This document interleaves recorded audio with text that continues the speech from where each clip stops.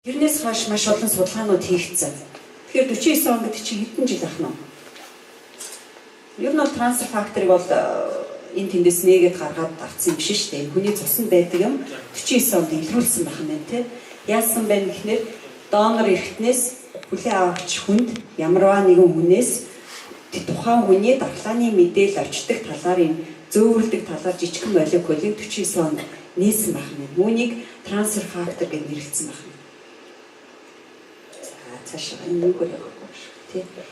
За энэс хойш бол дэлхийн нийтээр одоо 67 жил хэрэгжилж байна. Энэ хугацаанд маш олон судалгаанууд хийгдсэн. Тухайн үед бол маш их цуснаас гаргаж авдаг байсан. Цусны бүтээгдэхүүн үнэтэй, үнэлгээ ихтэй, тухайн одоо томчууд тий баячууд хэрэгжилдэг байсан.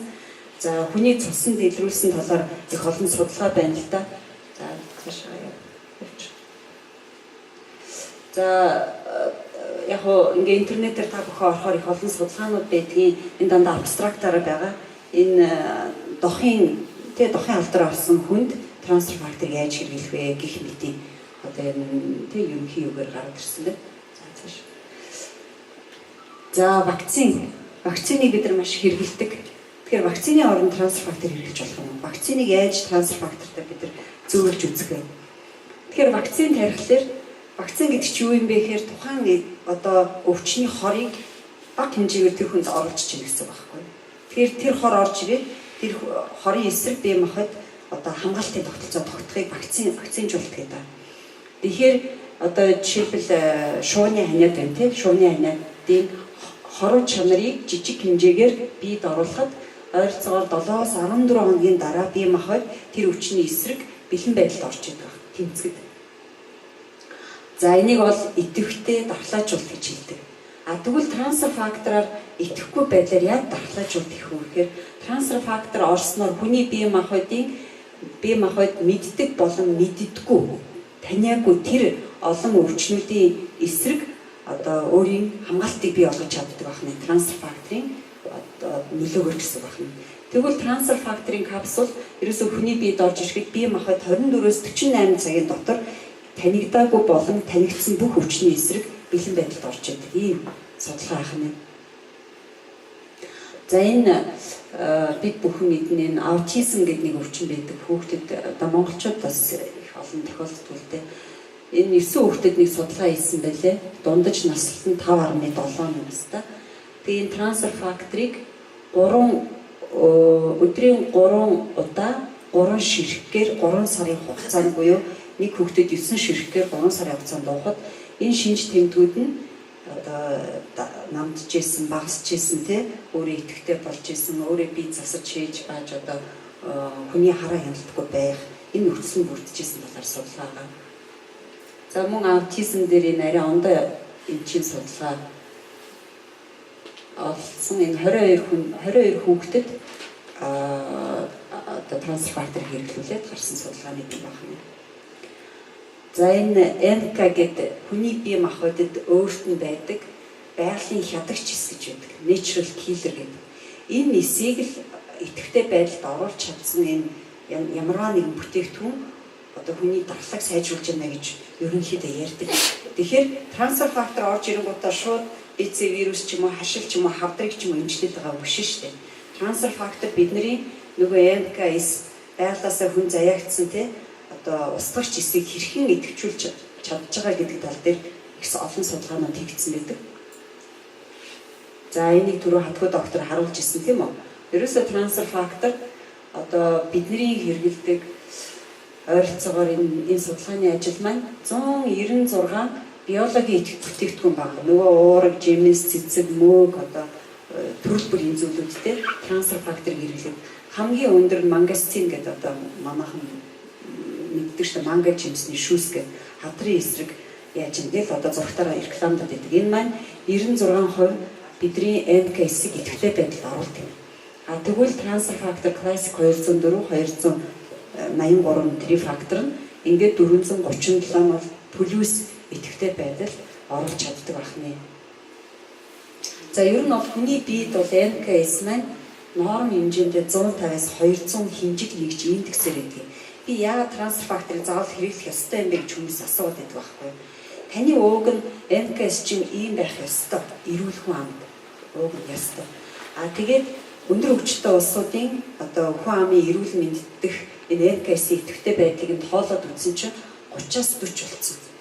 Тэгэхээр одоо бид нар хотчилсан тийм үү энэ цивилизац гэдэг одоо энэ хотчлол иргэншил маань бидний дархлааг өөрөө дороо тулж байна. Ууг нь ийм байх ёстой юм чи эрүүл хүнд ийм болчиход байна гэдэг маань нормоос одоо 4-5 дахин буурсан байгаа юм байна. Тэгвэл одоо эрүүл хүн трансфер факторыг уух ёстой юм байна. Ерөөсөл эрүүл мэндэ бид нар энэ НКС буюу одоо энэ байгалаас энэ халдварлагдсан энэ хавдрын эсэг устгах чадвартай энэ эсэгээ бид нар идэвхтэй байдал байхгүй бол та 9 жирийн бактери вирусын халдвар мөгөнцрийн халдвар дээр нь тэгээд хавдраар өвдөд салдгүй. За энэ Оросын холбооны улсын эмнэлгүүдэд хамгийн анхны энэ саплиментыг эмнэлгүүдэд одоо хэрэглэх зөвшөөрлийг одоо Оросын холбооны эрүүл мэндийн яамнаас олгосон байгаа. За маш олон ийм ном зохиол юм гарч ирсэн трансфер фактортай холбоотой. За цаашаа. За энэ бас нэг ийм сонирхолтой судалгааны ажил 96 онд хийгдсэн миний мэрэгчлээ их ойрхон хамар залгуурын хорт хавдрын үед трансфер факторыг хэрэглэсэн. За тэрнээс идэвхжлийн байдлыг айсан судалгааны ажил энэ Малайзд хийсэн нэг судалгааны ажил байна. За цаашаа. За энэ архаг хэлбэрийн энэ ядаргааны синдром тий ядрах синдром гэж ярьдаг шүү дээ. Архаг ядаргаа гэж ярьдаг тийм үү? Одоо хавар болж чинь яг үүндээ бид нар их ядардаг нойр хүрээл өвшөөгөл ор бодогдол дэр бодогдоод байдаг. Ийм архаг ядаргааны үед трансфер фактор хэрэглэхэд хичнээн хэмжээнд яаж хүний бие махбод одоо тэрийг даах боломж гарч ирж байна. За энэ бас их айтайхан мундаг судлаа. Хүний бие махбод савстараа 95%-ийнхаа өвчнийг авч идэг. 100% одоо өвчин байлаа дамжих зам нь 95% састаар орж ам хамар хотоод гисээс доороос бол дэлхийн зам шийсний замаар дандаа өвчин авдаг. Хүн арьсаараа хэр багийн өвчин авдаг байх нь ш. Тэгэхээр энэ шүлсэн дээр хийсэн судалгаа буюу амны хөндөй дээр хийсэн судалгаа байна. За энэ бол трансфер фактор хэрэглээгүй шүлсний бүтэц ах нь. За энэ шар бол бактери одоо өвчин үүсгэгч гэж бодож өвчин үүсгэгч. За энэ нэг юм ёрдгор юунууд болохоор иммуноглобулин А-гийн эсрэг B2 байх нь. За трансфер факторыг 4-7 хоног тасрахгүйгээр хэрэглэсний дараа бидний шүлсэндх одоо хамгаалтын чадвар буюу иммуноглобулины А-гийн хэмжээ 73%-аар өссөн. Өөрөөр хэлбэл хамгаалах чадвар сайжирч байна. Хоолоо өвдөхгүй, ходоод гиз бохирдохгүй тийм үү? Амны янз бүрийн өвчнүүдээ шүд өвдөхгүй гэх мэт. Энэ одоо иммуноглобулин А-гийн титр өсөж байгаа холбоотой судалгаа хийсэн. За Австралийн эрдэмтэн Бернер хүний дархлаа тогтолцоо эрүүл уртуудаа наслалт нь шууд хамааралтай байдаг юм а. Таны дархлаа өнөөдөр сайн байвал та уртудаа наслах өвчин зовиргүй байх. Энэ шууд хамаарлын талаар Нобелийн шагнал хүртэж ирсэн ийм хүн байгаа. За энэ дээр бол Оросын холбооны улсын доктор Чжижо дараагийн слайдын Чжижого хийсэн ийм мундаг том судалгаа яадаг. Сая манай хатгуу доктор ч ярьлаа, ишгүй юмч ярьлаа. Ерөөсөө энэ үндсэн классик 3 фактор плюс кардио, глюкоз гэсэн яг үндсэн энэ 5 бүтээгдэхүүнийг хэвийн тунгаар хэрэглэнэ. За хэвийн тунгаар хэрэглэхдээ эхлээд 5 хоног дээр 2 дахь, 10 хоног дээр 15 дахь ингээ 20 хоног дээр дараагийн уухаар ийм схем гэдэг ахна. За дараа. За тэгэхэд ерөнхийдөө ямар үр дүн гарсан гэхээр 6-7 хоног хэрэглэхэд биологийн нас нь 4 насаар залуучсан талаар энэ судалгаа хийх ахна. За дараа. За энийг хатгуу доктор маань маш сайхан ярьлаа. Би трансфер фактор уухгүй байвал яах юм? Гэхдээ та ханаа төрүүл яах юм? Тэгвэл ханаа төрөх процесс ерөөсөө юм. Ханаа төрлөө гэхэд таны цуснд бүр 2 дахь хоног, бараг 3 дахь хоногоос ахуулаад дархлааны уруулууд одоо хариу уруулууд үзүүлж идэх юм. Хэрвээ та трансфер фактор ууж байгаа ханаа төрүүл шууд тэр уусан цагтаа буюу энэ 24 цаг дотроо өөрөөр хэлбэл дархлааны хариу урал танд үзүүлж авдаг бөгөөд та бага өвтнө. Магадгүй 7-10 хоног ханаа дээр өвдөх байсан бол магадгүй нэг 5 5-7 хоног ч юм уу тийм эсвэл зарим тохиолдолд 1-2 хоног байдаг. Ийм хүний биеийн байдлаас хамаарч байгаа. За ер нь трансфер фактор энэ яг яагаад байгаа юм бэ гэхлээр энэ их хялбар байдлаар танилцуулсан байна л да. Бидний дархлаа тогтолцоо гажуудалд ордгийг confuse гэхээр ингээд энэ хавдар юм уу энэ одоо вирус юм уу гэдгээ таних болчихдог. Тэгээд зүсээ хувиргасан энэ бактери вирус ороод ирэхэд дархлаа тогтолцоо танихгүй өөрөөр хэлбэл энэ эрүүл ис ахна шүү дээ. Эрүүл эд эсийг үндсэндээ энэ дархлаа тогтолцоо хөнөөх ийм ажил руу одоо гажуудлаас болоод орж идэг. Аутоиммуны өвчин гэж сонсч ирсэн та бүхэн. Аутоиммуны өвчинд юу орох вэ гэхээр псориаз орж ийн, нейродерматит орж ийн, гломерулонефрит орж ийн, ревматоидны артрит гэдэг үе мөчний өвчин ч орж ийн. Маш олон СКВ гэх мэт. Тэгэхээр энэ аутоиммун өвчин яаж үүсэж байгаа юм бэ гэхээр ер нь бол энэ дархлаа тогтолцооны систем буюу хамгаалтын тогтолцоо ч өөрийн эдисийг хөнөөх юм руу орж ийн гэсэн. Ингээд трансфер факторыг бол энэ шигттэй өвгнөр төсөөлсөн буюу одоо тэр дархлаа тогтолцооны эсвэлийг мэдээлэлээр хангаж сургадаг юм шиг. Хүш наа чиний юм биш үү? Үгүй энэ чинь өвчин биш үү? Чи энийг инг гэдэг энэ сургалт энэ боловсролыг трансфер фактор өөрөөр хэлбэл өгснөөр шидэт өвгнөр төсөөлснөөр дархлаа тогтолцоо зүсээ хувиргасан энэ бактери вирусынхаа эсрэг тэмцэх чадварыг бий болгодог байна. За сүүлийн үед харьцангуй эрүүл хүмүүс их бий болсонтой холбоотой дэлхийн нийтээр одоо энэ дэлхийг ярьж байгаа тийм үү?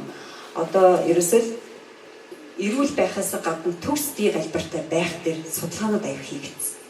За тэрний тод жишээ бол ерөөсөө манай компани номер 1 бүтээгдэхүүн байгаа. Энэ юу юм бэ гэхээр Proteaf түрүү ярьсан тийм үү? Киног нь үзлээ шүү дээ. Нэг юм ингээл урдаа хэлчихэл нэг залуу гүйлэн шүү дээ, тийм. Маш нууц юм. Proteaf-ийн одоо энэ патентлэгдсэн байдал бол аягүй чухал байдаг. За энэний судалгаан дээр бол энэ Крис Локвуд гэдэг одоо бид нар Малайзд конвенцд олсон та Крис Локвудтай бид нар олсон. Өөрөөр хэлбэл манай судалгаа шинжилгээг хариуцсан захирал ахны Фолайф компани. Энэ хүн энэ дээр сүүлийн хэдэн жил яг ажиллаж байгаа. За дараа. За энэ дээр юу бэ гэм бэ гэхээр Proteaf-ийг бол энэ ягаанаар тэмдэглэсэн байна. За энэ зүгээр зах зээл дээр байдаг уургууд ахна. Proteaf юугээрээ давын? Ямар судалгаа хийдэг юм бэ? Энэ Auburn гэдэг энэ манай Folife компани биш л дээ. Энэ мундаг том судалгааны институт гэдэг юм байна. Америкт. Энэ Auburn гэдэг энэ College of Education гэдэг энэ дээр хийгдсэн судалгаа байгаа энэ яг энэ трансфер Proteaf-тай холбоотой. За бидний яг энэ бас залуучуудын хаагч энэ уургийг жаргал танилцуулж байна. Өсөлтийг багасгадаг 62%-аар зүгээр ердийн энэ сүүний уургууд болохоор энд бол нөлөөлж чаддаг байх нь. За visible fat гэхээр гадаад талын өөхийг 103%-аар хайлуулж чаддаг байна. За энэ бол өөх хайлуулахын дээр ямар нэг үүрэг байдаг байна. За энэ organ fat гэхээр нөгөө дотор өөх гэж ярьдаг шүү дээ, тийм. Муу өөх гэж ярьдаг. За энэ дотор өөхийг бол 464%-аар бууруулж чаддаг, хайлуулж чаддаг бас ажиллаж чадна гэсэн. За тэгвэл энэ нөгөө бусад уургууд бол 183 байх нь. За ингээд булчин сулраад, унжигнаад, нас ахаад ирэхлээр залуу үешгээ ингээд нэг бондоосон булчинтай биш болчдөг шүү дээ. Булчин суларж унжихаас 132% хамгаалж чаддаг байна. Өөрөөр хэлбэл би одоо хөдөлгөөнгөө ажил хийж явах үедээ энийг уул яадаг юм. Энэ эрүүлжүүлэх уурга, энэ мэрэгжлийн тамирчтай уурга биш. Таны бие махбод өөрийн хэвийн галбираа хадгалж чадах юм байна. За дараа. За Монголд юу ийсэн? За дэлхийд их олон судалгаанууд хийгдсэн юм олон жил хугацаа. Тэгэхээр 2013 онд оны 6 сард олон улсын хурал хуралдсан байгаа. За цаашаа. Энэ бол дархлаа зохицуулагч ба трансфер фактор гэсэн нэг сэдвт ганцхан трансфер фактор дээр хийгдсэн судалгааны том мэдрэмж шинжилгээний ажиллагаа. За Монголоос бол Батбаатар доктор, Цогцайхан, Хатгуу доктор, Наранбаатар одоо миний бие оролцсон, илтгэл тавьсан байгаа.